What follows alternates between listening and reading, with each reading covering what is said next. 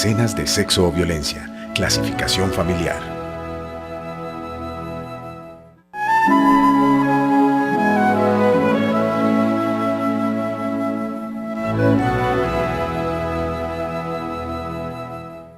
El presidente de la República, Juan Manuel Santos, llamó tiburones a sus detractores y aseguró que el país va por buen rumbo. Hay mucho tiburón por ahí, pero esos tiburones no nos van a hacer ninguna mella, porque esta nave va a seguir. Alcalde de Bogotá, Gustavo Petro, descartó que los autores del atentado contra el exministro Fernando Londoño hayan desprogramado semáforos de la Caracas con calle 74. Toda la revisión que hicimos del software, de los sistemas que tenemos alrededor de los semáforos, indica que no fue manipulado. Diario cartagenero El Universal dedicó su editorial de hoy para descartar la primicia del Canal Capital sobre el ruido de sables de los militares retirados. El secretario de Educación del departamento del Putumayo niega que las autoridades hayan recibido denuncias sobre el reclutamiento de menores por parte de las FARC. Hoy es el Día Internacional de la Biodiversidad y Colombia celebra que ocupa el primer lugar en el mundo en aves y orquídeas y el segundo en plantas, anfibios y mariposas. El futbolista Juan Fernando Quintero está con la selección de mayores. Con 19 años tiene la esperanza de jugar en la eliminatoria hacia Brasil 2014. 6 niños colombianos representarán a nuestro país en el Mundial de Squash que se jugará en Qatar en el próximo mes. Actores de la comunidad LGBTI de Bogotá realizan campaña de tolerancia con obras teatrales.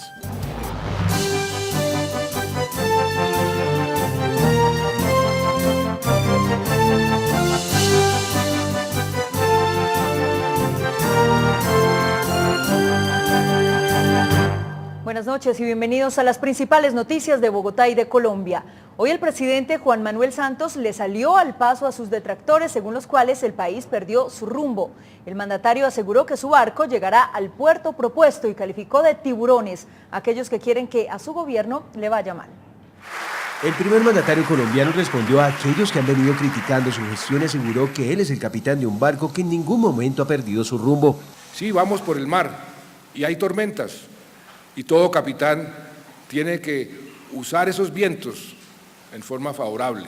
Inclusive si hay huracanes, tiene que maniobrar, pero no perder el rumbo.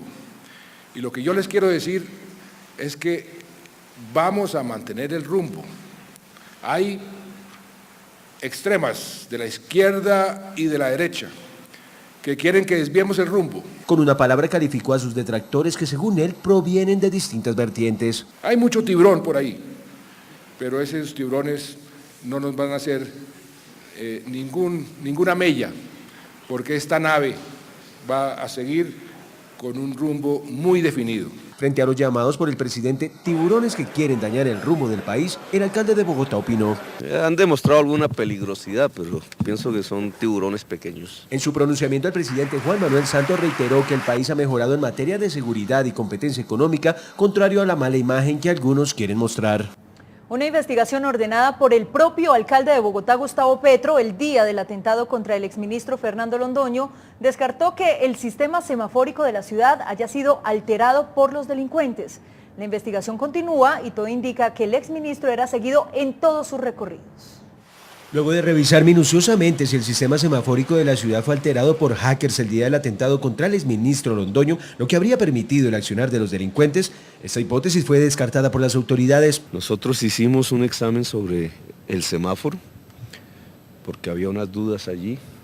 Toda la revisión que hicimos del software, de los sistemas que tenemos alrededor de los semáforos, indica que no fue manipulado. Todo conduce que el exministro era seguido en cada uno de sus movimientos por la ciudad desde hace varios meses. El individuo que cometió el atentado debió esperar muchos días hasta lograr el momento apropiado, tema que le permitirá a la justicia hacer mayores investigaciones. De otro lado, el alcalde reiteró que junto con el gobierno nacional avanza la entrega de ayudas a los afectados de este atentado, quienes ya hacen parte de un censo realizado por el Fondo para la Prevención de Emergencias.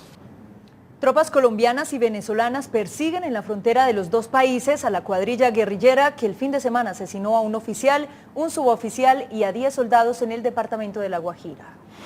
En una operación conjunta entre las Fuerzas Militares de Colombia y la Guardia Venezolana, se trabaja para identificar a un grupo guerrillero que el fin de semana en el municipio de Maicao, en Guajira, asesinó a 12 militares. En este caso es evidente que esa estructura del Frente 59 allá pasa muy cómoda desde hace bastante tiempo.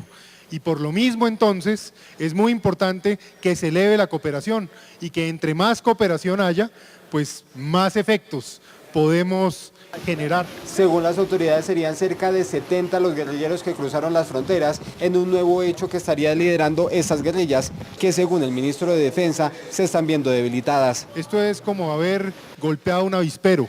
Las avispas han salido y están incrementando sus acciones de terror. Fundamentalmente en 13 municipios del país ocurre el 50% de las acciones. Del mismo modo, el ministro de Defensa, Juan Carlos Pinzón, aseguró que el periodista francés Romeo Langlois ya debería estar en libertad. Esperamos que lo liberen lo antes posible y, como ya lo ha dicho el presidente de la República, mantenemos toda la disposición para contribuir a que esa liberación se haga urgentemente. Según el gobierno nacional, durante el 2012 en diferentes operaciones militares han sido dados de baja 11 cabecillas de las FARC. Las fuerzas de seguridad de Argentina desactivaron hoy en un teatro de Buenos Aires un artefacto explosivo programado para explotar mañana miércoles durante una conferencia del expresidente de Colombia, Álvaro Uribe Vélez. El artefacto fue encontrado en el Teatro Gran Rex, en pleno centro de la capital argentina, por un operario de control y mantenimiento de la sala que dio aviso a la policía. La meta de que Colombia tenga...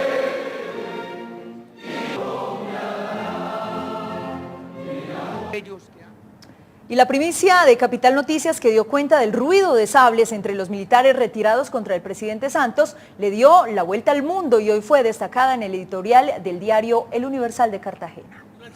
Después de que varios medios nacionales e internacionales replicaron la primicia de Canal Capital del viernes anterior sobre un presunto ruido de sables entre los militares retirados, quienes estarían planeando retirar de su cargo al presidente Juan Manuel Santos, hoy el diario El Universal de Cartagena dedicó su editorial para destacar la primicia del canal regional de Bogotá y analizar la inconformidad de los militares en retiro.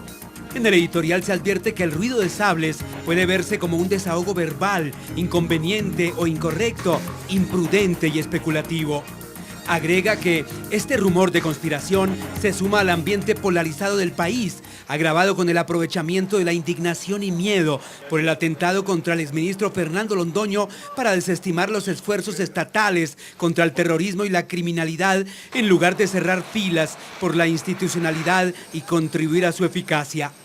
El editorial del Universal culmina afirmando que al país no le conviene la radicalización política, sino una discusión democrática, profunda y serena. El secretario de Educación del departamento del Putumayo afirmó que ninguna fuente oficial tiene denuncias acerca del reclutamiento de menores por parte de las FARC, como lo denunció este fin de semana Gloria Inés Flores, integrante del Parlamento Andino. Las autoridades del departamento del Putumayo desconocen el reclutamiento de 13 menores de edad por parte de las FARC, hechos que fueron publicados en varios medios de comunicación, que divulgaron las declaraciones que dio en este sentido Gloria Inés Flores, integrante del Parlamento Andino. No ha habido ninguna información oficial de ninguna autoridad del municipio, ni de ningún directivo docente, ni de ningún docente. Han manifestado desconocer totalmente esta información. Simplemente es un comentario que alguien hizo y ahí lo tomaron ya de manera irresponsable para sacar al aire todas estas versiones. Oficialmente no hay absolutamente nada. Varias autoridades, incluidas el Bienestar Familiar, están trabajando para esclarecer los hechos ocurridos con los menores.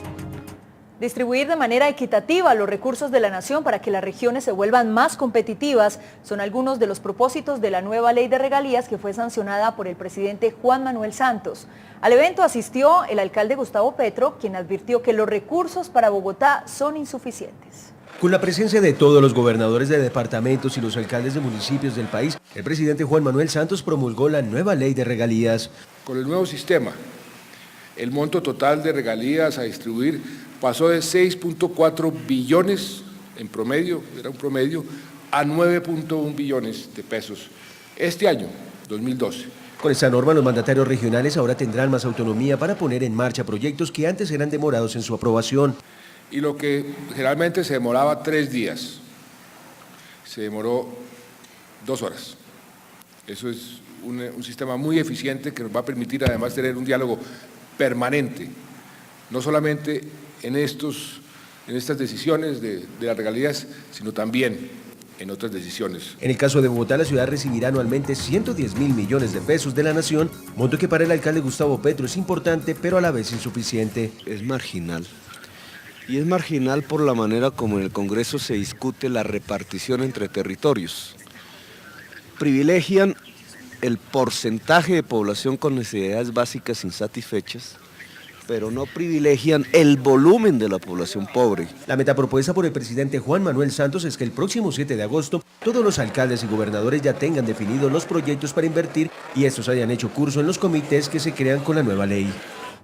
La Comisión Tercera de la Cámara de Representantes aprobó en el primero de 4 debates el proyecto que elimina el impuesto del 4 por mil en las transacciones bancarias. El desmonte iniciaría en el año 2013 y la contribución se reduciría al 2 por mil. Se abrió paso en el Congreso de la República el proyecto de ley que desmonta el impuesto del 4 por mil. La iniciativa recibió el aval de la Cámara de Representantes en su primer debate. Vamos a llevar el impuesto a la mitad ya, de manera inmediata, es decir, que de 4 pase a 2 por mil.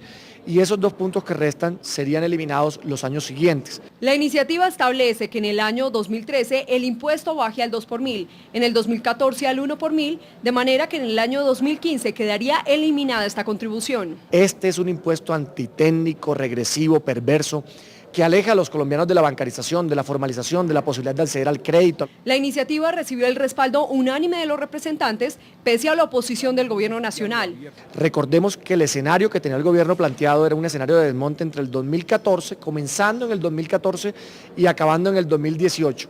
Aquí le damos un vuelco total, lo llevamos a la mitad de manera inmediata, comenzando en el 2013. A la iniciativa le restan 3 debates, uno en la plenaria de la Cámara de Representantes y 2 más en el Senado de la República. Y hace pocos minutos se hundió en la Cámara de Representantes el proyecto de ley que buscaba castigar con cárcel a las personas que conduzcan en estado de embriaguez. La plenaria de la Cámara de Representantes hundió la iniciativa que castigaba con 36 horas de cárcel a los conductores ebrios.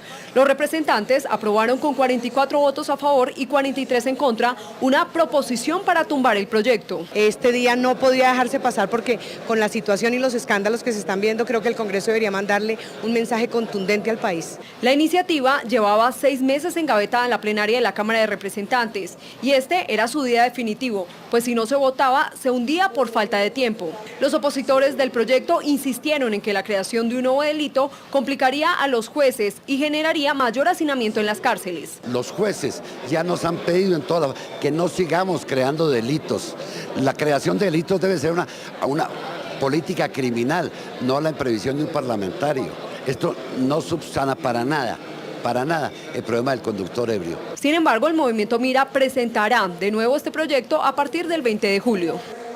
Con un plantón frente a la Cancillería en Bogotá, familiares y amigos de Carolina Garzón Ardila, la estudiante colombiana desaparecida en Quito, Ecuador, exigieron compromiso del gobierno nacional en la búsqueda de la activista de 22 años, que ya cumple 23 días desaparecida en extrañas circunstancias en el vecino país. Familiares y amigos llegaron a la sede de la Cancillería colombiana a exigir al gobierno nacional mayor compromiso en la búsqueda de Carolina Garzón, una líder estudiantil de 22 años que desapareció en Quito, Ecuador, el pasado 28 de abril y de la cual no se tiene rastro. Pues le estamos exigiendo que por favor se hagan una búsqueda a nivel nacional en Ecuador, porque la niña ya lleva 23 días desaparecida y el gobierno, el gobierno ecuatoriano no ha hecho absolutamente nada. Hay negligencia de aquí y negligencia de allá. Carolina cursaba 5º semestre de licenciatura en Artes en la Universidad Distrital. Participó activamente en la Mesa Amplia Estudiantil y militó en el Partido Socialista de los Trabajadores. Que le interesa mantener este caso tapado, ¿sí? Ahorita salió un representante de la Cancillería diciéndole a la familia hablemos en privado. ¿Por qué hablar en privado cuando esto es un caso ya público? Además denuncian que hay inconsistencias en las investigaciones que se vienen adelantando por parte de la Fiscalía colombiana y de las autoridades ecuatorianas. La Fiscalía ecuatoriana no tiene fondos suficientes para hacer la investigación, entonces que le tiene que pedir plata a la Fiscalía colombiana, porque para investigar el disco duro del computador de mi hija. ¡Encuentra a Carolina, señora canciller! Laura Moreno y Jessy Quintero podrían pagar penas de prisión de hasta 50 y 18 años respectivamente si se les comprueba su responsabilidad en el crimen de Luis Andrés Colmenares. Laura Milena Moreno Ramírez, no acepto los cargos y me declaro inocente de todo lo que me acusan. Jessy Mercedes Quintero Moreno, no acepto los cargos y soy inocente de todo lo que me acusan. De esta manera, las estudiantes Laura Moreno y Jessy Quintero rechazaron los cargos de homicidio agravado y falso testimonio por las que fueron acusados por el fiscal Once de Vida en el proceso que se les adelanta por la extraña muerte de Luis Andrés Colmenares. Para todos los demás, el público, la familia y todas aquellas personas que conocen de este hecho, que lo que había ocurrido era un accidente donde los actos ejecutivos de comisión de la muerte de él aprecian que se trata de un homicidio agravado. Laura Moreno podría pagar hasta 50 años de cárcel según la Fiscalía y Jessy Quintero podría pagar una pena de hasta 18 años. Interceptaciones de comunicaciones, se pudo evidenciar perfectamente que había un conocimiento de mantener la tesis de la caída al caño o el supuesto accidente. Entonces se plega a la tesis de Laura Moreno, sino sencillamente de una caída a un caño que se genera en una conducta accidental. La Fiscalía reveló registros como la búsqueda selectiva de datos, los registros de las interceptaciones telefónicas y la ubicación de los testigos en los que se encuentran el comandante de bomberos que participó en la búsqueda del cuerpo, al igual que un perito de la Fiscalía. Consolidar una tarifa única para el transporte público de la ciudad y desmontar gradualmente el pico y placa para vehículos particulares son algunos de los cambios que traerá la implementación del sistema integrado de transporte que, según el alcalde Gustavo Petro, comenzará el próximo mes de junio. Una revolución en el transporte público de Bogotá traerá consigo el sistema integrado que ya está listo para su implementación. Son varios los cambios que traerá consigo el SITP tanto en la movilidad como en el comportamiento ciudadano. Se cogerán en puntos específicos de la ciudad, no en cualquier lado como lo hacemos hasta ahora. No es que sacamos la mano y ya se para el bus en la acera, no. Va a haber unos parqueaderos fijos, en donde queda será parte de esta pedagogía que hay que hacer. Se acaba el pago en monedas, en billeticos, eso pasa a la historia.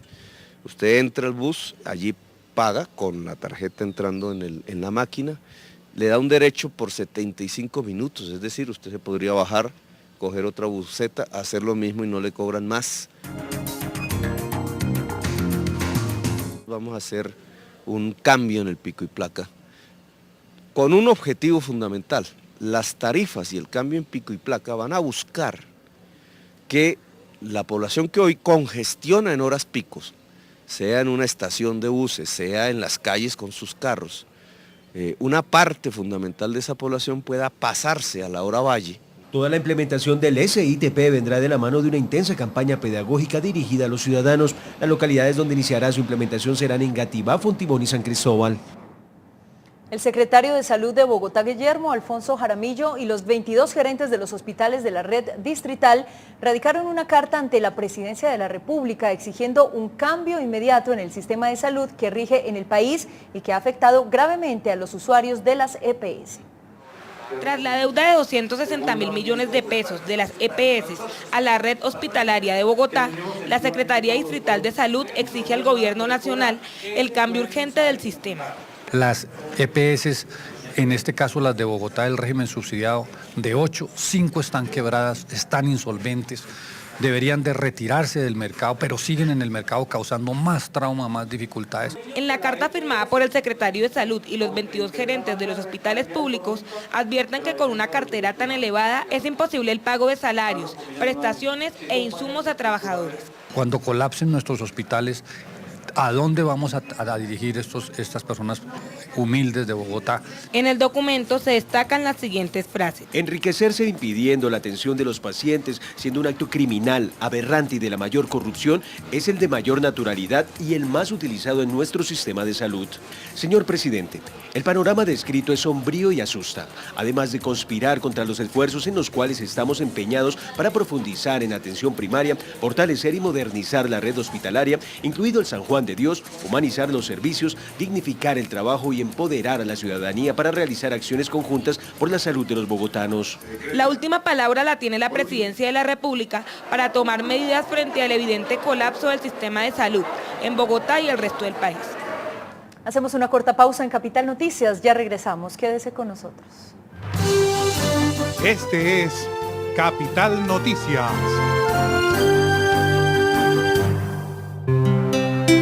Usted está viendo Canal Capital, televisión más humana. Señor, la cuenta, por favor. Su cuenta, señor. Esto es una precuenta, usted tiene que darme la factura de verdad. Si le entregan una precuenta, a usted le están robando el IVA que paga y le roban el bienestar a los colombianos. No se deje tumbar. A diferencia de una precuenta, una factura de verdad tiene la leyenda factura de venta o documento equivalente, el número de factura y la resolución de la DIAN. La factura es el ingrediente que siempre debe estar en el menú. Exíjala. Usted está viendo Canal Capital, televisión más humana. Este es Capital Noticias. Gracias por continuar con nosotros. Cuando hoy se celebra el Día Internacional de la Biodiversidad, los colombianos debemos estar orgullosos de ocupar el primer lugar en el mundo en aves y orquídeas y el segundo en plantas, anfibios y mariposas. Con 1.860 especies de aves y 4.010 de orquídeas, Colombia ocupa el primer puesto en el mundo en biodiversidad. Colombia es probablemente el país que tiene mayor variabilidad en seres vivos del mundo. Cuando se celebró el Día Internacional de la Biodiversidad, una lagartija, un cóndor de los Andes y un oso de anteojos se tomaron el Consejo Capitalino, sensibilizando a los cabildantes sobre la riqueza natural de nuestro país. Acerca de lo que significa hoy, recordando las fechas, recordando datos importantes de la diversidad biológica.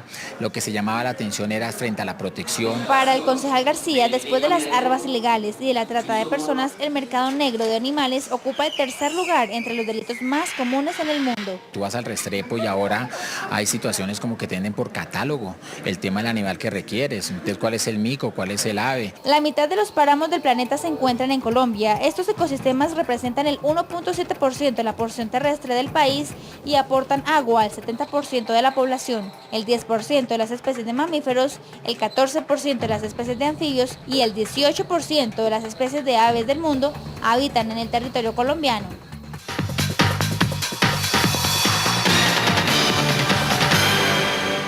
...8:23, bienvenidos señoras y señores, tiempo para la información deportiva en Capital Noticias. Atlético Nacional dirigió a la Federación Colombiana de Fútbol una solicitud pidiéndole que los 4 convocados en la selección mayor sean prestados para el partido del domingo en el campeonato doméstico en virtud de la perspectiva que tiene, dicen ellos, de clasificar a la semifinal de la liga. Falta ver qué dice el técnico y la federación igualmente. La selección tiene entre estos convocados a un joven del Atlético Nacional, Juan Fernando Quintero. El mediocampista paisa Juan Fernando Quintero vive su mejor momento tras el llamado de Peckerman a la selección. Me siento en lo personal muy orgulloso y con muchas ganas de hacer muchas cosas más. Yo creo que es el comienzo para una etapa como va creyendo un nuevo jugador y ya estar en la selección. Este joven de 19 años conoce muy bien las habilidades que le puede entregar a la tricolor. Cambio de ritmo, buen toque, manejo del balón, pase largo, asociación, entonces yo creo que con los compañeros que tengo al lado va a ser mucho más fácil. Sin embargo, el jugador del Atlético Nacional reconoce que por el buen momento de algunos jugadores, ganarse la titular no será nada fácil. Acá son muchos jugadores que quieren haciendo historia en el mundo y acá lo más importante es que se va a aprender con mucha responsabilidad y saber lo que nos estamos jugando. El 13 y el 10 de junio se sabrá si Juan Fernando Quintero suma minutos con el onceno nacional. Solo hasta el jueves de la presente semana, el técnico de Independiente Santa Fe, Wilson Gutiérrez, determinará si en el partido de cierre de esta fase clasificatoria de la liga enfrentará a su rival con la nómina titular o habrá algunos cambios en ella. Es evidente que clasificarse por adelantado a los cuadrangulares le da al Independiente Santa Fe la oportunidad de enfrentar la última fecha con más tranquilidad, pero sin relajarse en la ciudad de Tunja. Sí, realmente que está uno tranquilo, sabiendo que no tiene que llegar a la última fecha con ese afán y esa presión de que tiene que sacar un resultado para clasificar. Para el juego en el Estadio La Independencia se anuncian 2 cambios obligados. La salida de Francisco Meza y Edwin Cardona por acumulación de tarjetas amarillas. Yo pensaría en el mismo equipo, sin los jugadores que mencioné, pues los cambios obligados. Santa Fe quiere terminar en el segundo lugar y ser una de las cabezas de serie. Un factor que al momento de las definiciones puede ser determinante. En caso de empate sería una ventaja estar segundos, porque el solo hecho de tener esa posición pues ya le daría una ventaja sobre el rival. En Santa Fe no lo reconocen, pero es una realidad que serán jueces del Boyacá Chicó, equipo que pelea por entrar a los cuadrangulares. Comienzan a surgir algunos problemas para la organización de los Juegos Olímpicos en Londres 2012.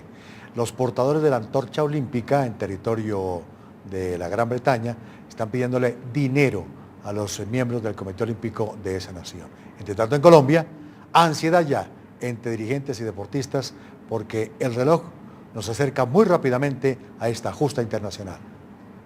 Los patrocinadores siguen pensando en las mamás de los deportistas colombianos que irán a los Olímpicos. Jacqueline Rentería es una de ellas. La verdad que estamos trabajando muy fuerte, tratando de llegar 100% a Londres y no tener espacio para crear una duda del momento de la competencia. Estamos trabajando muy fuerte para poder llegar a ese gran anhelado sueño de estar en el podio nuevamente. Dentro de la delegación de nuestro país, 2 bogotanos en materia de boxeo estarán compitiendo allí. Uno de ellos, Jason Monroy. La ilusión siempre ha estado latente para conseguir una medalla en Juegos Olímpicos. Desde que tengo, digamos, ya empecé el boxeo colombiano, empecé en boxeo, tengo la ilusión de estar en los Juegos Olímpicos y por supuesto ganar una medalla. Es una experiencia desconocida para otro bogotano, César Villarraga, quien debutará en el torneo de boxeo de los Juegos Olímpicos. Hermoso que tener en nuestros hombros a Colombia, la representación del tricolor, es hermoso. A su vez, el presidente del Comité Olímpico Colombiano siente ansiedad también a medida que se avecina la inauguración de esta justa. Se siente la preocupación propia de saber que los deportistas van en un buen nivel deportivo, con la mejor preparación que se le haya podido dar a un atleta en Colombia para un evento de esta categoría. No se conoce la fecha exacta en que el presidente de Colombia entregará la bandera a nuestra delegación. Una delegación de 9 deportistas, incluyendo 8 niños de Bogotá, se preparan para representarnos en el Campeonato Mundial de Squash.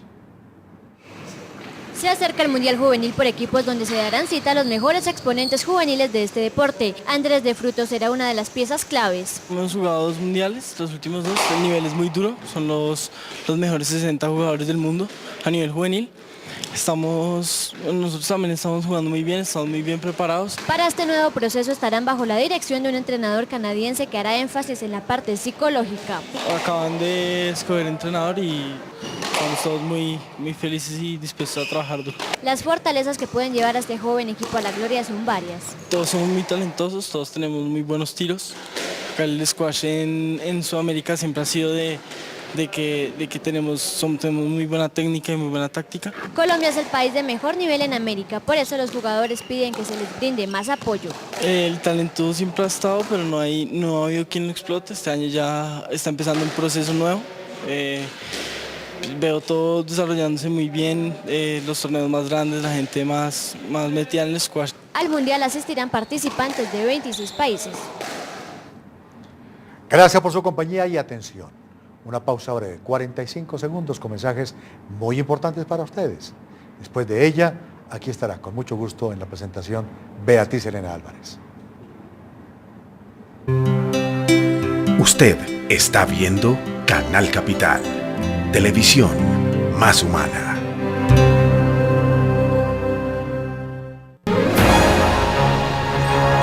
Un saludo a todos los colombianos, a todos los rolos que anden por ahí y a todos los colombianos también, desde acá, desde Cannes. ¡Agur! Es para el espejo de Canal Capital. Canal Capital, porque el cine es la historia de nuestro país.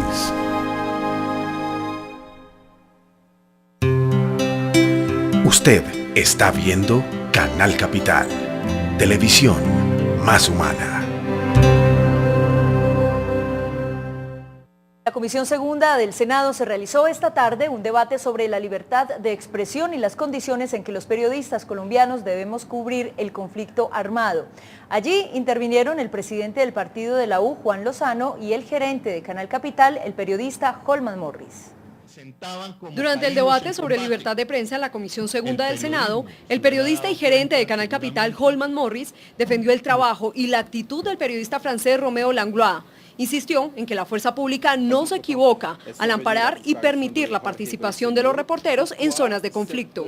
Y sé que es un periodista de carta cabal, sé que no es un periodista que se hubiera puesto un uniforme, que se puso el casco y que se puso el chaleco, por supuesto, pues claro que se tenía que poner el chaleco y el casco. Y así lo tenían que hacer las Fuerzas Armadas, garantizarle los mínimos de seguridad. Pidió mayor respaldo y respeto al trabajo que adelantan los reporteros de guerra y lanzó duras críticas al gobierno anterior. Es que la estrategia era estigmatizar, perseguir al que pensara diferente y esas órdenes se estaban dando desde la cúpula del gobierno.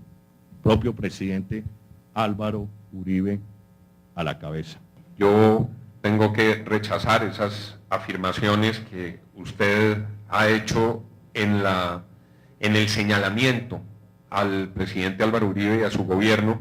Finalmente, el gobierno nacional anunció que impulsará un manual de reportero de guerra por el caso de Roméo Langlois. Por supuesto, agradecer y felicitar. Muy bien, terminan las noticias. Que tengan una feliz noche.